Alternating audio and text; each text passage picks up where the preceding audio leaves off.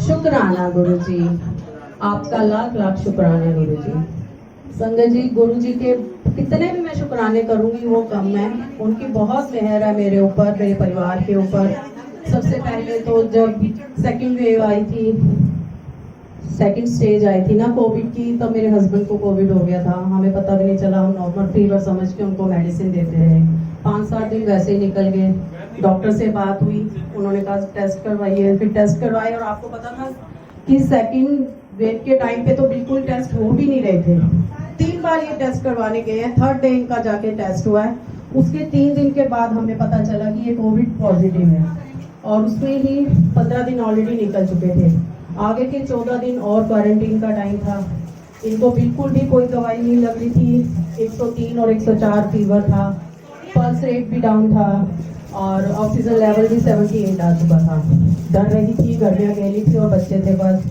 मेरे लॉस गाँव गए हुए थे, यहाँ नहीं थे। फिर मेरी सिस्टर का फोन आया है, उसने बोला दीदी कोई भी दवाई जिया जी को दे रही है तो उनको ना जय गुरु जी बोल के दे, फर्क पड़ेगा। मेरी बेटी को भी हुआ था, वो ठीक हो गया।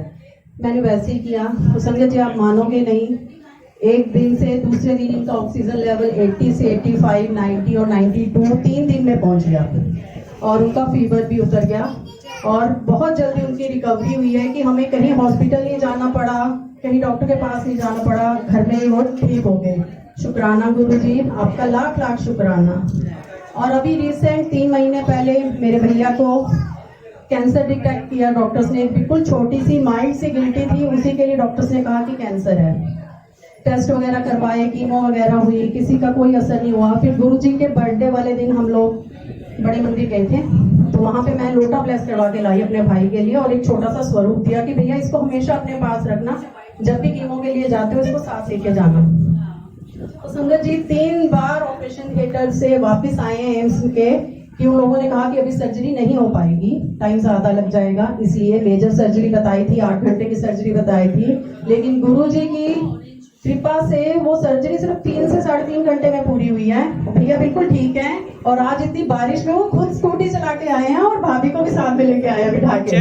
जबकि मैंने उनको बोला था कि आप कैब करके आना, चलाकर मत आना, रोड हमारे खराब है, कहीं स्लिप ना हो जाओ।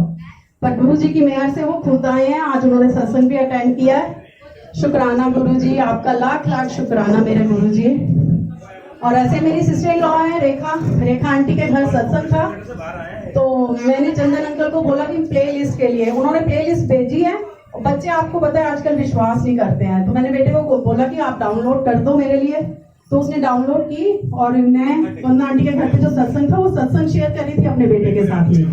तो वो मैं उसको सुना रही हूँ सत्संग, यहीं पे बैठी हूँ, ये वाला स्वरूप गुरु जी का यहाँ लगा हुआ था, और मैं इसको सत्संग शेयर कर रही थी। बेटे वहां पर एक अंकल बहुत रो रहे थे, और अच्छे अंकल थे, एजुकेटेड थे, जॉब करते हैं। ऐसा नहीं है कि तुम हमें समझ रहे हो कि हम जुड़े हुए हैं, ऐसा नहीं है।